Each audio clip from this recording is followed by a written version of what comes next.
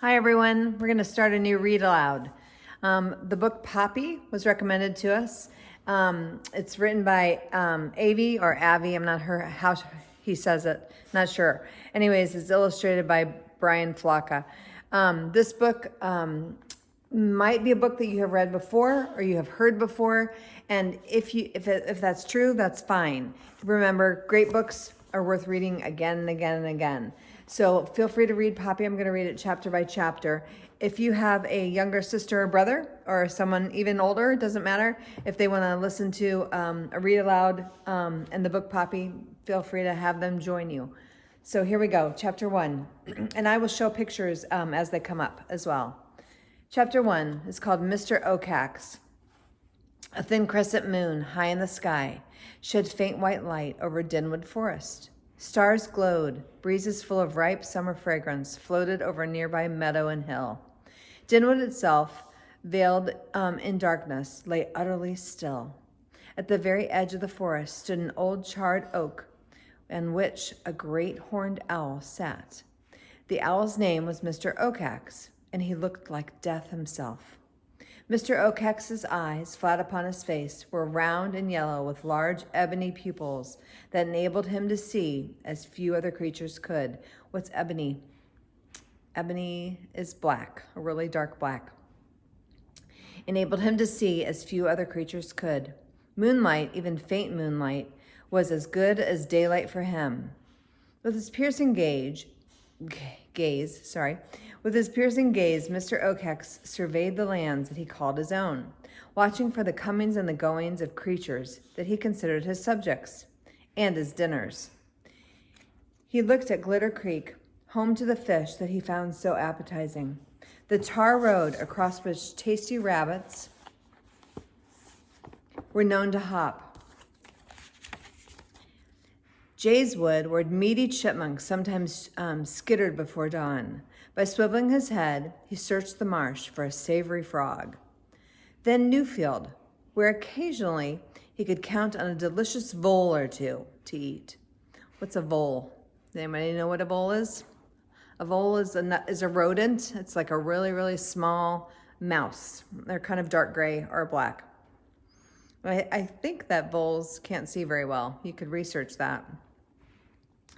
He looked at Gray House, where Farmer Lamount used to live, then upon the old orchard. He even looked nervously toward New House, but nowhere did he see a thing to eat. Profoundly annoyed, Mr. Ocax was beginning to think that he would have no dinner at all to eat that night. Then finally, there, near the top of Bannock Hill, where the ponderosa pines had all been cut, where only a few struggling saplings and bushes grew, he saw movement. Just the glimmer of food was enough to cause this owl's heart to pound, his curved black beak to clack, and his feathered horns to stand up tall. Mr. Ocax shifted his head from right to left, forward to back, and when he did so, he beheld 2 mice. Of all the creatures the owl hunted, he enjoyed mice the most. They were the best eating, to be sure, but better still, they were the most fearful. And Mr. Ocax found deep satisfaction in having others afraid of him. And here, after a wait of nearly the whole night, were 2 savory subjects to terrify before he ate them. Hopefully you're getting some glimpses into character traits. Think about Mr. Ocax. One of the 2 was a deer mouse, crouched cautiously beneath the length of a rotten bark. The other, a golden mouse, stood out in the open on his hind legs, his short tail sticking straight out behind him for balance. From his left ear hung or dangled an earring, and in his paws he held a hazelnut. It's not as if I haven't warned these mice, Mr. Ocax murmured to himself. If they will move about without my permission, they have only themselves to blame for the consequences. As he leaned forward to listen, his sharp as needles talons, 4 to each large claw, and jet black at their tips, cut deeply into the branch that he was perched on. Catching these 2 mice, he mused, this is going to be fun. On Bannock Hill, the golden mouse turned to his timid companion and said, Poppy girl, this hazelnut is bad to the bone. Bet you see to sap that there's more where this came from. Come on out and dig. Here's a picture.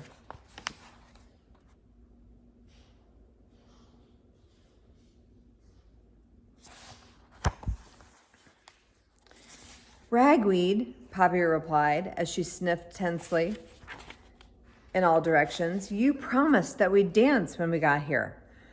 We can't just do it out in the open. Besides, I want to answer your question, so will you please get under here with me? Ragweed laughed. Dude, you must be thinking I'm as dull as a dormouse. You want to get some of this nut. I don't want any of your precious nut, Poppy insisted. I want to give you my answer, and I want to dance. Isn't that the reason that we came up the hill? Only it's not safe out here. Oh, tell me about it. You heard my father's warnings, Poppy went on. It's Mr. Oakhax. He might be watching. He might be listening. Get off, Ragweed sneered. Your pop talks about that Oakhax dude just to scare you and to keep you under his control. Ragweed, Poppy cried. That's ridiculous. Mr. Oakhax does rule Denwood, so we have to ask his permission to be here. And you know perfectly well that we never did ask. Dude, I'm not going to spend my life asking an old owl's okay every time I want to have a little fun. You know what I'm saying? This is our moment, girl, right? Now I've dug this nut up, and I'm going to enjoy it. Besides, he said, it's too dark for an old owl to see me. Here's another picture.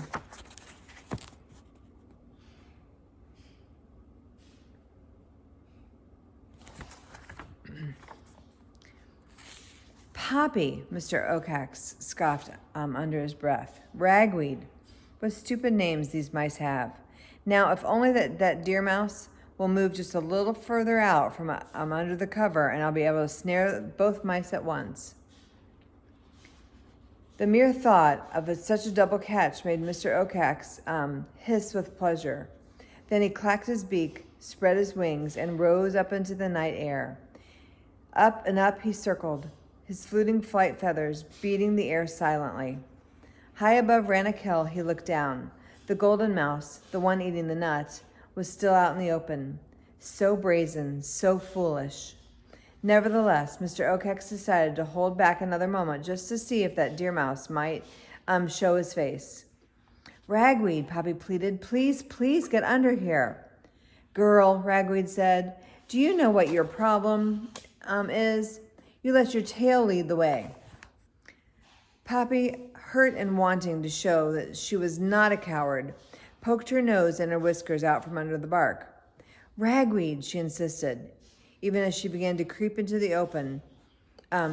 Being careless is stupid. Her friend took another scrape of the nut and sighed with pleasure.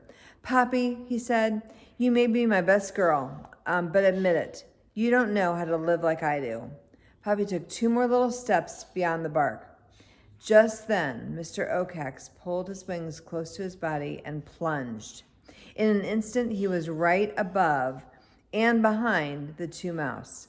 Once there, he threw out his wings to break his speed, pulled back his head to protect his eyes, and thrust his claws forward and wide like grappling hooks to pounce. It was Poppy who saw him. Ragweed, she shrieked in terror as she hurled herself back under cover. It's Oakhax! Here's the picture.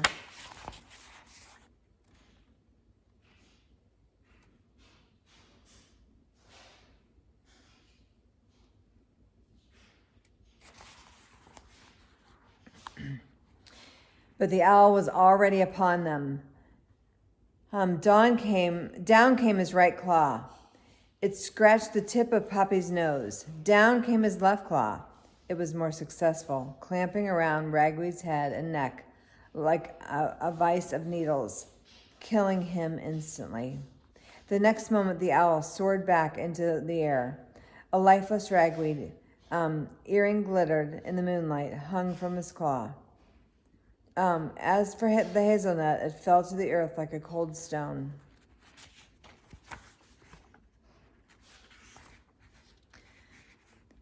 Powerful but leisurely strokes brought Mr. Oakhax back to his watching tree. Once there, he shifted shifted the dead ragweed from talon to beak in one gulp. The mouse disappeared down his throat, earring and all. His hunger momentarily satisfied, Mr. Oakex tilted back his head and let forth a long and low cry of triumph. Whoo! Whoo! Poppy did not hear the call. In her terror, she had fainted.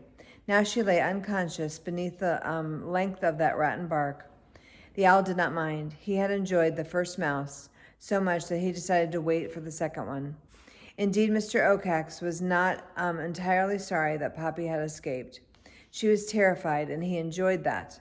And for sure, he would get her soon. Oh, yes, he murmured to himself. Mice are the most fun to catch. Then Mr. Oakex did that rare thing for an owl. He smiled. All right, chapter 2 comes next.